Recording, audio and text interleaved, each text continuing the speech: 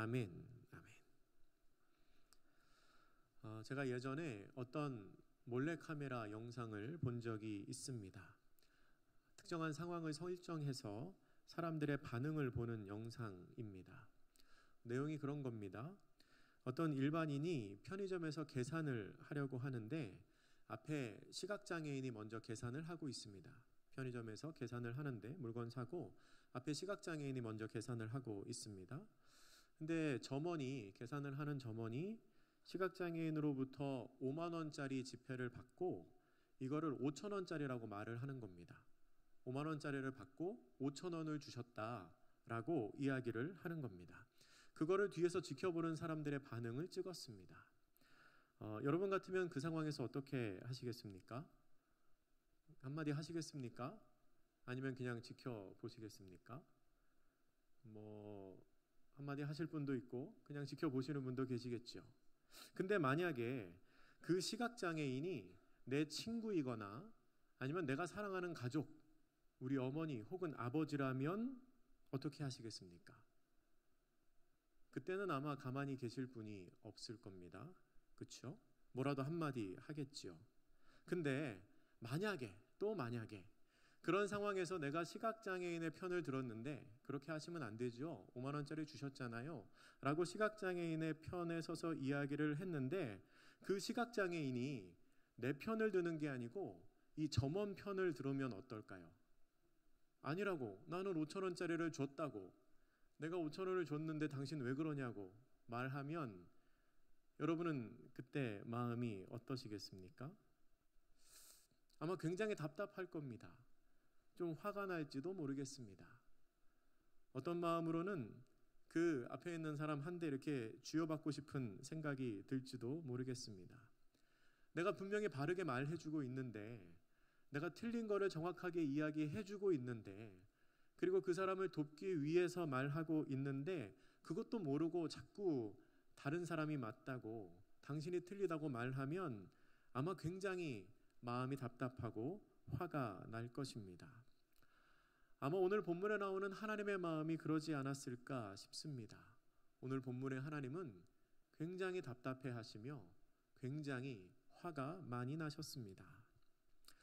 오늘 본문은 하나님께서 에스겔 선지자를 통하여 이스라엘의 심판을 선포하시는 장면입니다. 특별히 우상을 숭배한 이스라엘을 향해서 심판이 임할 거라고 말씀하고 계십니다. 1절에서 여호와의 말씀이 나에게 임했다고 말하는 에스겔은 2절 말씀에서 이스라엘 산을 향하여 예언하라는 메시지를 듣습니다. 이 이스라엘 산을 향하여 예언하라라는 표현은 특별히 에스겔서에서만 많이 나오는 표현입니다. 이것은 본문 3절에 기록된 것처럼 이스라엘 전역에 있는 산하, 즉 이스라엘 산과 언덕과 시내와 골짜기를 뜻하는 것으로 모든 이스라엘을 향하여 선포하라는 겁니다. 모든 이스라엘, 한 곳도 빼놓지 않고 한 사람도 빼놓지 않고 내 말을 전하라는 겁니다. 단순히 팔레스타인 땅이나 단순히 정치적인 단위인 이스라엘을 넘어서서 하나님께서 이스라엘 민족에게 약속의 땅으로 주신 그곳, 내가 너희에게 주겠다고 한 젖과 꿀이 흐르는 그 약속의 땅에 사는 모든 사람들을 향하여 말하라는 뜻입니다. 그런데 그 약속의 땅을 향하여 선포하라는 그 내용이 좋은 내용이 아닙니다. 복을 선포하는 것이 아니라 3절 하반절에 나오는 것처럼 칼이 너희에게 임하게 하겠다라는 말을 전하라고 하십니다. 그 칼이 멸망시키는 게 뭐냐면 산당입니다. 산당은 두 가지의 의미가 한 단어에 들어가 있습니다. 첫 번째는 지리적으로 높은 곳을 뜻합니다. 그리고 두 번째는 제사를 드리는 장소를 의미합니다. 예루살렘의 성전이 확립되기 전에 이스라엘 민족은 여러 곳에서 하나님께 제사를 드리고는 했습니다. 그런데 그 제사 드리는 장소가 주로 높은 곳에 있었습니다. 높은 곳에. 왜 높은 곳에 있었냐면 높은 곳에 가서 제사를 드릴수록 하나님이 가까이 계시다고 생각을 했기 때문입니다. 하나님 하늘에 계시니까 조금 더 높은 데 가면 조금 더 가까이 하나님 앞에서 제사를 드릴 거라고 생각을 한 겁니다. 그런데 사실 그렇게 제사를 드렸던 장소 중에 많은 장소가 이미 가나안 족속이 제사 장소로 사용하고 있던 곳이었습니다.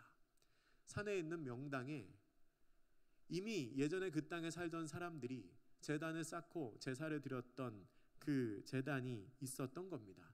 근데 이스라엘 사람이 그 장소가 좋으니까 그 장소에서 계속해서 하나님을 예배한 것입니다.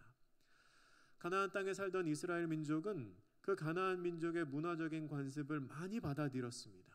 그리고 제사 드리는 제의적인 관습도 많이 받아들였습니다. 그러면서 그러지 말아야 할 그 땅의 신들도 받아들이기 시작을 했습니다. 그래서 이스라엘 산당 중에는 하나님을 바르게 예배하는 합법적인 산당이 있는 반면에, 예를 들어서 솔로몬이 1000번제를 드렸던 기브온 산당 같은 정말 하나님께 제사하고 예배드렸던 산당이 있는 반면에, 사실 많은 산당들은 하나님 여호와 하나님을 예배한다고는 하지만 하나님과 동시에 그 전에 그곳에서 섬겼던 우상을 같이 섬기는 우상 숭배의 장소가 되곤 했습니다. 그런데 하나님께서 오늘 본문에서 그 우상 숭배의 장소인 산당을 칼로 멸망시키겠다고 말씀하고 계신 것입니다. 그리고 그 산당과 함께 그곳에서 우상을 숭배했던 이스라엘 민족도 같이 심판을 받게 될 거라고 말씀을 하십니다.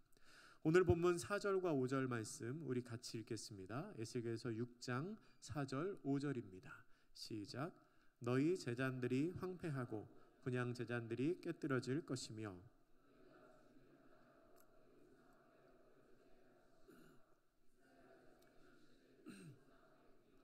너희 해골을 너희 제단 사방에 흩으리라. 아멘. 이스라엘 민족이 쌓았던 제단은 다 황폐하게 될 것입니다. 그리고 사람들은 죽임을 당하게 될 것입니다. 죽임을 당해서 우상 앞에 엎드러지게 될 것입니다. 우상이 얼마나 힘이 없는 존재이면 그들이 숭배했던 우상은 거짓신이기 때문에 그들의 죽음을 막을 길이 없었습니다. 자기를 숭배했던 사람들이 죽임을 당하여 자기 앞에 엎드러지는 것을 그냥 보고 있을 정도로 우상은 아무런 의미가, 아무런 능력이 없는 존재라는 겁니다. 6절과 7절도 같은 내용의 선포가 이어집니다. 너희가 거주하는 모든 성읍이 사막이 될 것이며 산당은 황폐해지고 제단도 깨어질 것입니다. 이스라엘이 만든 우상은 피폐해질 것입니다. 이스라엘은 죽임을 당하여 엎드려지게 될 것입니다. 완전한 파괴와 완전한 멸망이 그곳에 임한다는 것입니다. 그러면 하나님께서는 왜 그런 일을 행하실까요? 그런 일을 통해서 하나님께서 원하시는 것이 무엇일까요? 그 이유가 7절의 하반절에 기록되어 있습니다. 우리 7절 말씀을 같이 읽어보겠습니다. 시작. 또 너희가 죽임을 당하여 엎드러지게 하여 내가 여호와인 줄을 너희가 알게 하려 함이라. 아멘.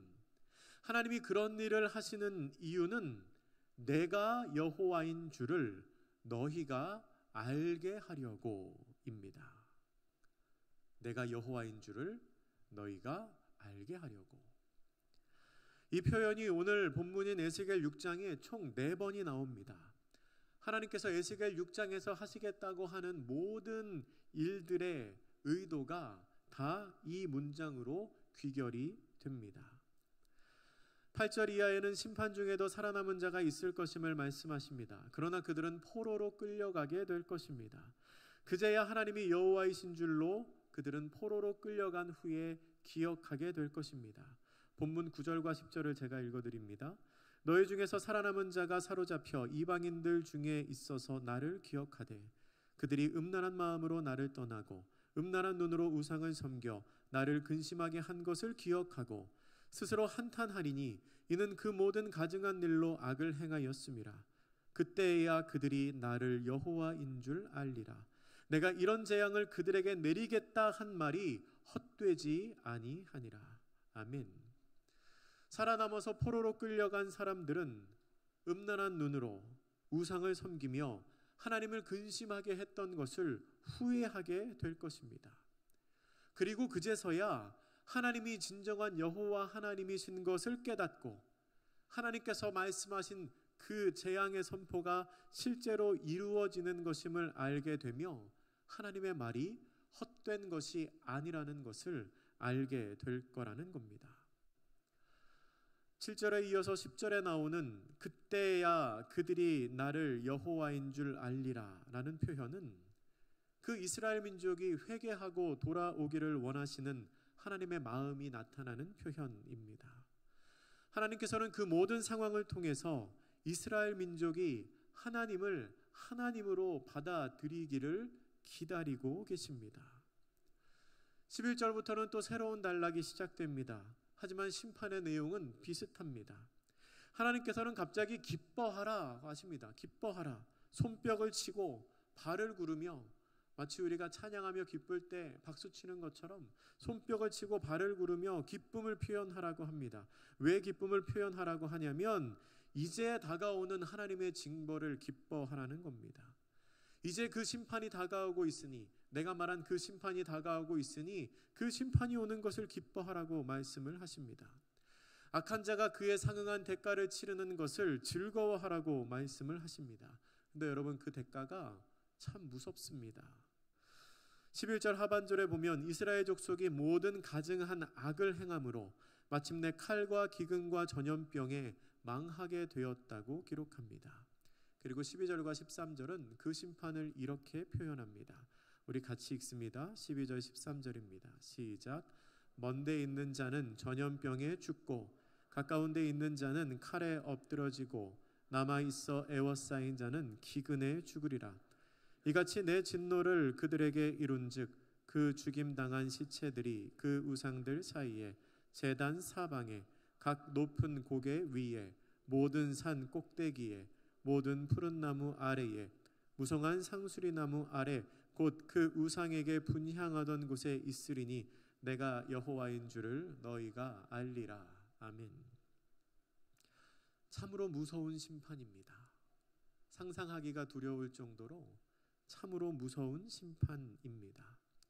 그런데 하나님께서 그렇게 심판하시는 이유도 13절의 마지막에 나오는 것처럼 내가 여호와인 줄을 그들이 알게 하기 위해입니다. 마지막 14절은 이렇게 기록합니다. 내가 내 손을 그들의 위에 펴서 그가 사는 온 땅 곧 광야에서부터 디블라까지 황량하고 황폐하게 하리니 내가 여호와인 줄을 그들이 알리라. 아멘. 광야에서 디블라까지는 이스라엘 민족이 거하는 모든 땅 곧 이스라엘의 가장 남쪽에서 가장 북쪽 지역까지를 말하는 겁니다. 이스라엘의 전 영토를 뜻하는 것이죠. 그 모든 땅을 하나님께서 황량하고 황폐하게 만드신다는 겁니다. 그런데 이 황량과 황폐라는 말의 히브리어 원어를 찾아보면 그 안에 공통되게 놀라다 혹은 공포라는 의미가 함께 있음을 볼 수 있습니다. 그러니까 단순히 사람이 살지 않는 폐허 상태가 아니라 아무도 살 수 없는 비참한 폐허 상태, 공포스러운 상태, 전율이 느껴지는 상태로 그 땅을 만들겠다는 겁니다. 그런데 하나님께서 그렇게 하시는 의도도 앞에서와 똑같습니다. 한 가지입니다. 내가 여호와인 줄을 그들로 하여금 알게 하시기 위함입니다. 하나님은 계속해서 한 가지 의도로 이 모든 일을 행하십니다. 내가 여호와인 것을 그들이 알게 하려고, 내가 여호와인 것을 그들이 기억하게 하려고, 내가 여호와인 것을 그들이 깨닫게 하려고. 그런데 여러분, 이 하나님의 마음은 지금도 우리를 향한 마음으로, 같은 마음으로 우리를 보고 계십니다. 하나님은 우리가 하나님을 하나님으로 인정하기를 원하십니다. 하나님이 하나님이신 것을 알기를 원하십니다. 하나님을 하나님으로 인정하지 않고 다른 것들의 마음을 쏟으며 기웃거리는 것을 우상숭배라고 합니다. 하나님은 자기 외에 다른 신을 섬기는 그 우상숭배를 제일 싫어하십니다. 오늘 본문에 나오는 심판의 선포, 그 무서운 심판의 선포가 다 우상숭배를 하는 사람들을 향한 화선포였습니다. 단순하게 생각하기에 하나님을 알고 하나님을 믿으면 당연히 하나님만 섬길 것 같습니다. 그렇지 않습니까?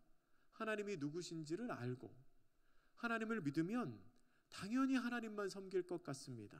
근데 이상하게 그렇지가 않습니다. 그렇지가 않습니다. 자꾸만 하나님 외에 다른 신에게 눈길이 갑니다. 그러면 그때 당시 이스라엘은 왜 그렇게 우상 숭배를 했을까요? 그리고 지금 우리는 왜 우상 숭배를 할까요? 하나님을 아는 사람이 우상을 숭배하는 이유는 크게 세 가지 정도로 정리할 수 있습니다. 첫째는 그렇게 우상을 숭배하는 게 좋아 보이기 때문입니다. 우상을 숭배하는 게 좋아 보입니다. 하나님도 섬기지만 하나님과 함께 우상을 숭배하는 것이 더 지혜롭게 보이고 더 많은 복과 유익을 누리게 될 것처럼 생각되는 겁니다. 그렇게 하는 것이 내 삶에, 내 가정에, 우리나라에 더 많은 도움이 될 것 같은 겁니다. 그런 거지요. 한 명만 섬기는 게 아니라 여러 신의 이름을 이 신도 부르고 저 신도 부르고 다양하게 부르다 보면 어떤 신이든지 한 명은 응답하겠지. 그런 마음입니다. 여기저기 찔러보면 한 명은 응답하겠지. 그런데 여러분, 그러한 생각, 그러한 마음은 기본적으로 하나님을 신뢰하지 못하는 마음입니다. 하나님이 정말 살아계신 하나님이시고 이 세상의 창조주이시며 지금도 살아서 온 우주를 운행하시는 분이라는 것을 우리가 알고 믿는다면 무엇하러 다른 신의 이름을 부르겠습니까? 하나님 한 분으로 충분합니다.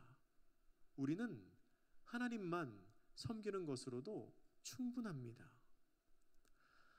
옛날 고대 근동 지방에서는 신에 대한 개념이 지역신의 개념이었습니다.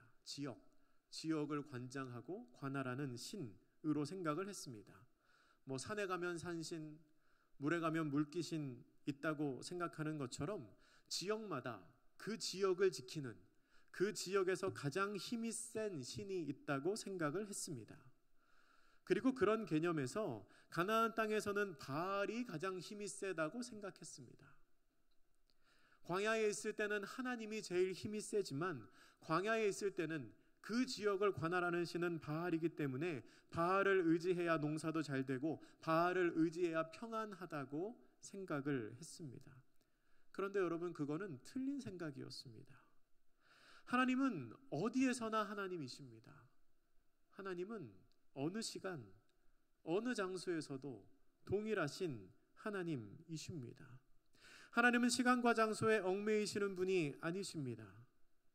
마치 보험을 드는 것처럼 이 신에게도 기웃거리고 저 신에게도 기웃거릴 필요가 없습니다.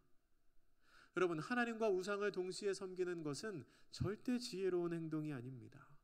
우리에게는 하나님 한 분이면 충분합니다. 하나님을 아는 사람이 우상을 숭배하는 이유 두 번째는 그렇게 해도 될 것 같아서, 그렇게 해도 괜찮을 것 같아서 그렇게 합니다. 하나님이 가장 위대한 신이라는 것을 부정하는 것은 아닙니다.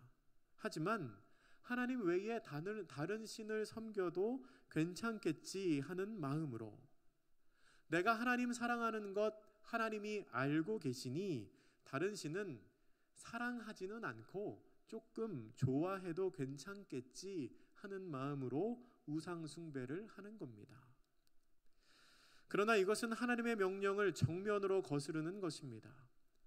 출애굽 후 시내산에서 이스라엘 민족에게 주신 10계명의 첫 번째 계명 여러분 기억하십니까? 너는 나 외에는 다른 신들을 내게 두지 말라입니다. 나 외에는 다른 신들을 내게 두지 말라. 여러분, 이 말은 하나님을 1순위로 생각하라는 말이 아닙니다. 하나님을 첫 번째로 생각하고 다른 신은 그 다음에 두라는 이야기가 아니고 하나님 외에 다른 신들은 아예 쳐다도 보지 말라는 겁니다. 혹시 청년들 중에서 애인 사진을 지갑에 넣어 다니는 사람이 있는지 모르겠습니다. 물론 애인이 있어야 하지요. 애인이 있어야 되는데 혹시 있으시다면 애인 사진을 지갑에 넣어 다니시는 분들이 있을지 모르겠습니다. 요새는 스마트폰이 있으니까 그렇게 잘 하지 않지요. 근데 제가 대학 다닐 때만 해도 저도 지갑에 제 여자친구 사진을 이렇게 넣어 갖고 다녔습니다. 지금의 아내 얘기를 하고 넘어가야죠. 예. 어떤 청년이 지갑을 열었는데 여자친구 사진이 있습니다. 그걸 본 여자친구가 마음이 얼마나 좋을까요? 내 사진 지갑에 넣고 다니니까. 근데 가만히 보니까 그 사진 밑에 지금까지 사귀었던 여자들의 사진이 순서대로 다 있는 겁니다. 여러분, 만약에 그러면 어떠실 것 같아요? 마음이 굉장히 이상하시겠죠? 그런 상황에서 여자친구가 이거 뭐야? 라고 물어봤는데 그 남자친구가 말하기를 왜 뭐가 어때? 그래도 네가 제일 위에 있잖아 라고 말한다면 마음이 어떠시겠습니까?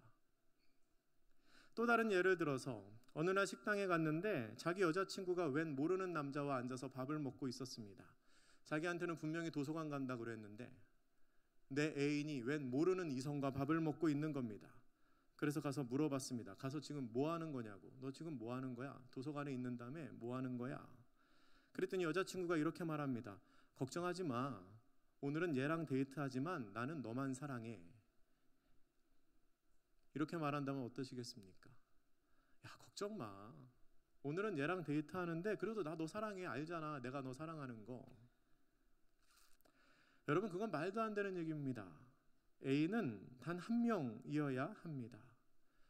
여러 애인 중에 가장 첫 번째 애인은 아무 의미 없습니다. 마찬가지입니다. 나 하나님 사랑해. 근데 다른 것도 좋아할 수 있잖아. 나 하나님 사랑해. 그 마음도 하나님 아시니까 지금 원래 예배해야 되는 시간이지만 다른 것 해도 하나님 이해하실 거야. 과연 그럴까요? 여러분, 그건 우상숭배입니다. 하나님을 아는 사람이 우상숭배를 하는 세 번째 이유는 그렇게 하는 게 우상숭배인지 몰라서입니다. 사실 앞에 두 가지보다 이 세 번째가 가장 위험한 이유입니다. 잘못하고 있으면서도 잘못한지 모르기 때문입니다. 오히려 잘하고 있다고 생각할 수도 있습니다. 사실 우리 정도의 신앙인이면 이 오후 시간에 교회에 나와서 예배드릴 정도의 신앙인이면 눈에 보이는 우상은 다 거를 수 있습니다. 여러분들 중에서 절에 가서 부처님 앞에서 절할 사람은 한 분도 없지 않습니까? 그렇죠? 교회 와서 예배드리고 집에 갔는데 불쌍히 TV대 옆에 있는 분 없으시잖아요. 눈에 보이는 우상은 다 거를 수 있습니다. 우상이라는 거 알면 의지적으로 멀리 할 수 있습니다. 근데 우상이라는 게 티가 안 나는 우상이 있습니다. 예를 들면 우리의 열심, 우리의 성실, 내가 이루어야 하는 목표 같은 것들입니다. 우리는 내가 무언가를 열심히 하고 있다는 것을 스스로 자각하고 있을 때 내가 잘하고 있다고 착각하는 경우가 있습니다. 다른 말로 하면 내가 지금 바쁘게 살고 있기 때문에 내가 잘 살고 있다고 오해하는 경우가 있습니다. 근데 여러분, 그 둘은 엄연히 다른 겁니다. 나는 열심히 살고 있어. 나는 열심히 하고 있어. 그러니까 하나님도 이런 내 모습을 기뻐하실 거야 라고 바쁜 내 삶을 돌이켜 생각해 보면서 스스로 대견하다고 생각할 수 있지만 사실 나는 그렇게 열심히 바쁘게 사는 게 하나님 앞에 옳은 거라고 생각하지만 사실 그렇게 열심히 바쁘게 살면서 하나님으로부터 열심히 멀어지고 있는지도 모릅니다. 출애굽 후에 모세가 십계명 돌판을 받으러 하나님 앞에 갔을 때 산 아래에서 남아있는 사람들이 금송아지를 만들면서 우상을 섬겨 거기에 절을 하고 있었습니다. 그런데 그들이 열심히 우상을 만들어 섬기면서 뭐라고 이야기를 했는지 여러분 혹시 기억나십니까? 출애굽기 32장 4절 말씀입니다. 제가 읽어드립니다. 아론이 그들의 손에서 금고리를 받아 부어서 조각칼로 새겨 송아지 형상을 만드니 그들이 말하되 이스라엘아 이는 너희를 애굽 땅에서 인도하여 낸 너희의 신이로다 하는지라. 아멘. 금으로 송아지 형상을 만든 후에 그것을 보고 뭐라고 말하냐면 너희를 애굽 땅에서 인도하여 낸 너희의 신이다 라고 말하는 겁니다. 바꿔 말하면 이게 하나님이다 라고 말하는 겁니다. 그러니까 그 금송아지를 하나님으로 생각한 이스라엘 민족은 그 그 앞에서 절을 하면서 숭배를 합니다. 그 백성들은 금송아지를 하나님이라고 부르면서 섬겼습니다. 빗나간 열심입니다. 근데 빗나간 열심은 우상 숭배가 될 수도 있습니다. 하나님께서 원하시는 방법이 아니라 자기의 방법대로 스스로 도울 신을 찾아내서 혹은 만들어내서 자기의 방법을 정해놓고 그것을 하나님의 뜻이라고 부르며 이게 하나님이라고 외치며 내 방법대로 내 삶을 열심히 살아가는 그것은 우상 숭배가 될 수도 있다는 겁니다. 나는 지금 무엇을 하면서 열심히 살고 있습니까? 내가 열심히 하는 그것을 통해서 여러분 스스로 잘 살고 있다고 생각하십니까? 그런데 하나님께서는 나의 그 열심을 어떻게 보고 계실까요? 나는 정말 쉴 시간도 없이 열심히 무언가를 하고 있는데 하나님은 어쩌면 그것을 보면서 네가 지금 하는 그 일은 나와 전혀 상관이 없어 라고 말씀하실 수도 있습니다. 미국의 존 파이퍼 목사님이 우리의 시간 활용에 대해서, 특별히 페이스북과 같은 SNS에 쏟는 시간에 대해서 이런 이야기를 한 적이 있습니다. 제가 그대로 인용해서 읽어드리겠습니다. 우리가 기도의 삶을 살지 못한 것이 시간 부족 때문이 아니었다는 것을 마지막 심판의 날에 입증하는 것이 트위터와 페이스북의 가장 중요한 용도의 하나일 것이다 라고 말했습니다. 순서를 바꿔서 다시 한번 읽어드릴까요? 트위터와 페이스북의 가장 중요한 용도는 우리가 기도의 삶을 살지 못한 것이 시간 부족 때문이 아니었다는 것을 마지막 심판날에 입증하는 것이다 라고 말합니다. 물론 제가 모든 SNS 활동이 다 나쁘다고 폄하하는 것은 아닙니다. 하지만 우리가 열심히 하는 그것, 내가 열심히 하고 있기 때문에 잘한다고 생각하고 그 열심을 하나님께서도 기뻐하실 거라고 생각하는 그것이 때로는 하나님으로부터 멀어지게 만드는 우상일 수도 있다는 겁니다. 그렇게 우상을 숭배하는 사람들을 향해 하나님께서는 오늘 본문처럼 심판이 임할 거라고 이야기를 하십니다. 그리고 그 심판의 목적은 오늘 본문에 4번에 걸쳐 나오는 것처럼 여호와를 알게 하는 것입니다. 사람들이 여호와 하나님이 정말 하나님이시라는 것을 알게 되면 우상 숭배하는 것을 더 이상 좋게 생각하지 않을 겁니다. 하나님 외에 다른 신 섬기는 것을 인정하지 않게 될 것이기 때문입니다. 여호와라는 이름은 이스라엘을 애굽 땅에서 구원하신 하나님이 이스라엘 민족과 언약을 맺으실 때 하나님 외에는 다른 신이 없다는 것을 확실히 알려주시며 말씀해 주신 이름입니다. 그 여호와라는 이름을 말씀하실 때 하나님께서는 다른 존재와 나뉘어지지 않은